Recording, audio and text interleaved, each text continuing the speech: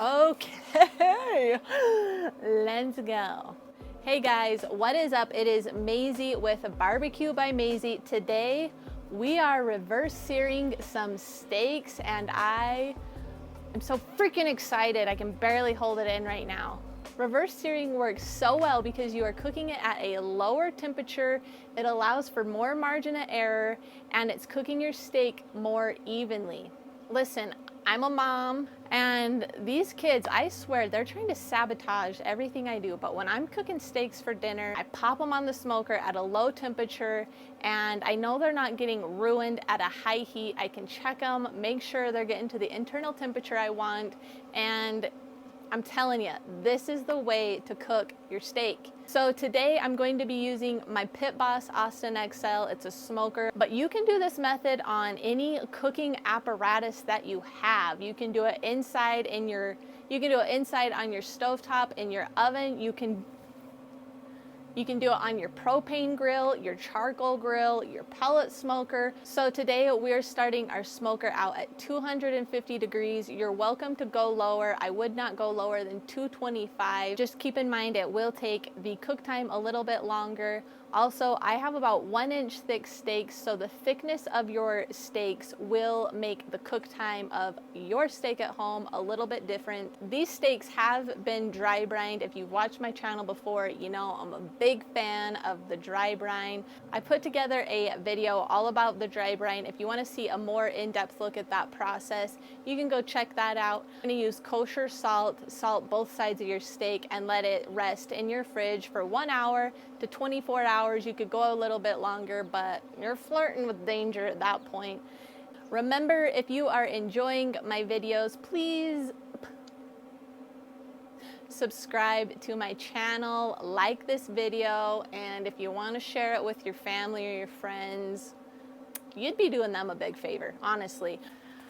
So of course we're going to be reverse searing these steaks. I'm going to show you how to do that, but we're also running a little experiment. The scientist in me is just dying to come out. One of these steaks has been dry brining for 24 hours. The other steak has been dry brining for about 4 hours. So I just want to see if there's a noticeable difference in our crust, because if it's not necessary to dry brine for 24 hours, I would love to cut out that extra length of time and planning ahead, do it a little closer before the cook. So that is gonna be real fun to figure out. All right, so remember these steaks already have salt, so we are going to apply our pepper, and I'm going to do a little bit of garlic powder. You can season your steaks however you want. I would just keep in mind, don't use a heavily salted rub if that's the route you're going to take. Remember to set your steaks out about 1 hour before cooking so you can bring them up to room temperature. This is just going to help your steaks cook a little more evenly. Okay, let's go. All right, got our steaks here. This one is our 4 hour dry brine. I'm gonna place it in the back. And then we've got our 24 hour dry brine, and I'm gonna place it in the front. All right, now that we have the steaks on our smoker at 250 degrees, we are just going to leave them here for about 30 minutes. You have to determine what doneness you want your steak. So when I'm doing the reverse sear, I will cook my steak until about 10 degrees cooler than what I want my final internal temperature. So today we are going to cook the steak to about 130, and then we are going to sear it to about 140. That should be about a medium-ish doneness. Look, if you guys are gonna come at me for how I like my steak cooked, I'm not gonna do anything to you, but it will hurt my feelings. Just let me cook my steak how I wanna cook my steak. If you want yours raw, knock yourself out. So just keep in mind to watch that internal temperature. That is the beauty of cooking this thing at a lower temperature, is it gives you more time to make sure you're reaching your internal temperature and you're not turning your steak into jerky. If you're wanting your steak just a little bit less done than what I'm shooting for, I would recommend checking your steak at about the 20-minute mark. All right, this is a good time to tell you about getting a good instant read meat thermometer. I love all products from ThermoWorks. They're really, really high quality and they're just so freaking good. All right, I have the links to the Thermopin, which is what I have here, and the Thermopop down in the description below. But you're going to want one of these when you are cooking your steak so you can dial in the perfect doneness. I've got 30 minutes to kill and I've got a fresh Diet Coke.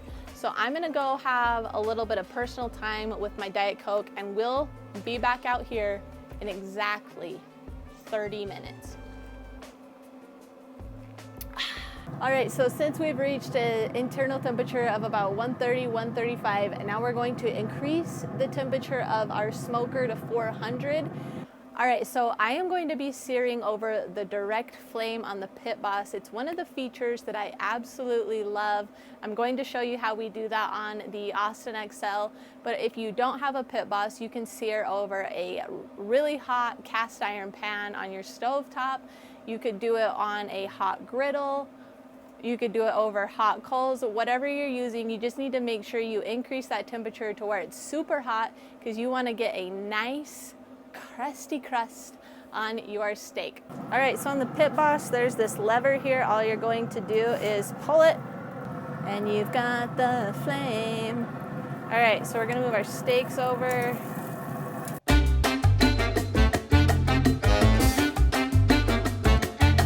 All right, so we're gonna try the 4-hour dry brine first. Dang, that was really good. 24-hour dry brine going in. I need another bite.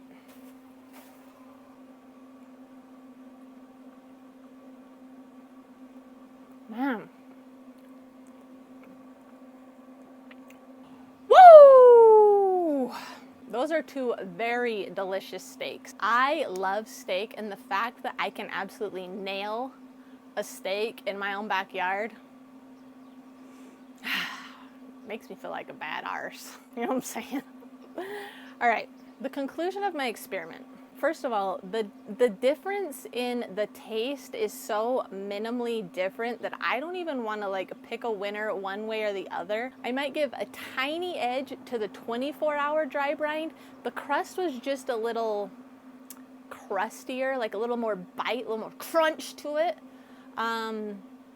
But as far as like the flavor goes and the tenderness goes, I think they were pretty darn near the same. So I think what that tells me is just dry brine for whatever amount of time you have available to you, and it's gonna help no matter what. That was a delicious cook. A quick review of the times. We started these ribeyes on the smoker at 250 degrees for 30 minutes, and then we flipped open that sear plate, cranked up the temperature to 400, and seared those bad boys about 4 to 5 minutes each side.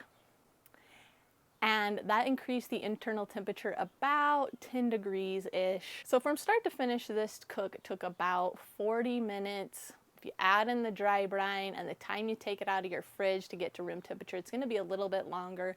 But those extra steps, in my humble opinion, are definitely worth it.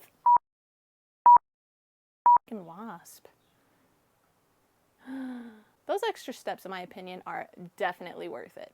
All right, if you have made it this far in the video, please comment pink shark in the comments below. That way I know who's hanging out with me to the bitter end. And while you're there, let me know if you've tried the reverse sear method. If you haven't, please try it. If you enjoyed this video, I beg you to subscribe to my channel, like the video, you can share it, you can ring the bell, all that good stuff. The more you guys support the channel, the more I can rub this in my husband's face that this is pretty much a job. Thank you so much for hanging out with me today while we reverse seared these ribeyes on the Pit Boss Austin XL. We'll see you back out here next time. You have a great rest of your day. Let's go.